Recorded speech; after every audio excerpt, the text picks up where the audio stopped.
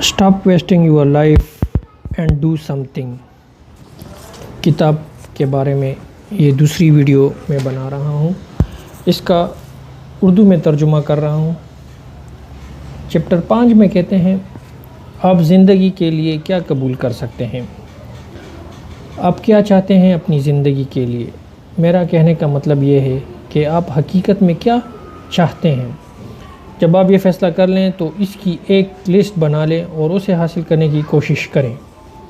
Chapter number 6 تعلقات یا relation شپ.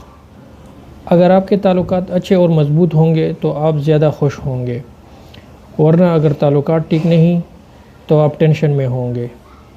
دوسروں کے لیے اچھے الفاظ کا انتخاب کریں، اس سے دوسروں پر آپ کا اچھا اثر پڑے گا. بولنے سے پہلے اچھی طرح سوچ لو. بحث جیتنے کے لیے ایسے الفاظ مت استعمال کرو جس سے دوسرے کا دل دکھے. تعلقات ختم ہونے کی بڑی وجہ ایک دوسرے پر سخت تنقید ہے، جس کی وجہ سے تعلقات کو بہت نقصان پہنچتا ہے. الزام لگانا بھی تعلقات ختم کرنے کی بڑی وجہ ہے. اگر آپ ہر بار لوگوں پر تنقید کرتے جائیں گے تو پھر وہ محتاط ہو جائیں گے اور آپ کے راستے میں رکاوٹ کھڑی کر دیں گے. چنانچہ الزام لگانے سے پہلے اچھی طرح سوچ سمجھ لیں کہ آپ کیا بول اور کیا کرنے والے ہیں. اچھے تعلقات کیسے قائم رکھے جا سکتے ہیں؟ نمبر 1، ہمیشہ ایک دوسرے کو سنیے. نمبر 2، ہمیشہ دوسرے بندے سے متفق ہو جائیں. نمبر 3، ایک دوسرے کو ٹائم دیں. نمبر 4، اگر آپ کسی بات پر دوسرے بندے سے متفق نہیں تو اس بات پر آپ خاموش رہیں اور اپنا شکوہ شکایت مت کیجیے. نمبر 5، اپنے گھر والوں، بچوں سے اور آفس کے لوگوں سے گپ شپ لگائیں. نمبر 6، ایک دوسرے کو الزام دینا بند کر دیں. نمبر 7، اپنے الفاظ کا بہترین چناؤ کریں.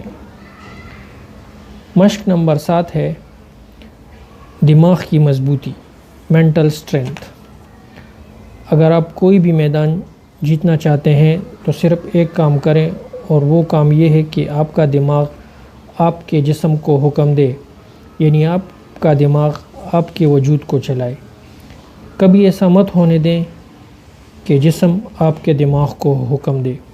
آپ کا جسم ہمیشہ تھکا ہوا ہوتا ہے، چاہے صبح ہو یا شام. لیکن اگر آپ دماغ کا استعمال کرتے ہیں اور ذہنی طور پر مضبوط ہیں تو آپ کا جسم کبھی تھکاوٹ محسوس نہیں کرے گا. اپنے آپ کو چیلنج کریں کہ میں نے اپنے اندر کے خوف کو ختم کرنا ہے. یہ تھوڑی ہمت کی بات ہے، لیکن جب آپ ایسا کریں گے تو آپ کو خوشی ملے گی. مشق نمبر 8، علم یا نالج. فیصلے کی قوت کا نہ ہونا آپ کو ذہنی بیمار بنا سکتا ہے. کتابیں آپ کو سکھاتی ہیں کہ آپ کیسے آگے بڑھ سکتے ہیں. کتابیں آپ کو سکھاتی ہیں کہ آپ نے لوگوں کے ساتھ کیسے بولنا ہے. کتابیں آپ کو سکھاتی ہیں کہ آپ نے ذہن کیسے استعمال کرنا ہے. کتابیں آپ کے لیے اہم ہونی چاہیے. کتابیں خریدیں اور اسے پڑھیں اور اپنی کمزوریوں کو ڈھونڈیں، اور ان کا حل کتابوں میں موجود ہے. مشق نمبر 9، تجسس یعنی کیوریوسٹی. اس دنیا میں دلچسپ چیزوں کے بارے میں سوچیں، سوال کریں. آپ خود بھی دلچسپ بنیے تو لوگ آپ میں دلچسپی لیں گے. دنیا کے بارے میں جاننے کی کوشش کریں. اپنے ملک کے بارے میں جانیے. ایک شہر سے دوسرے شہر جائیں اور مزہ کریں اور زندگی انجوائے کریں.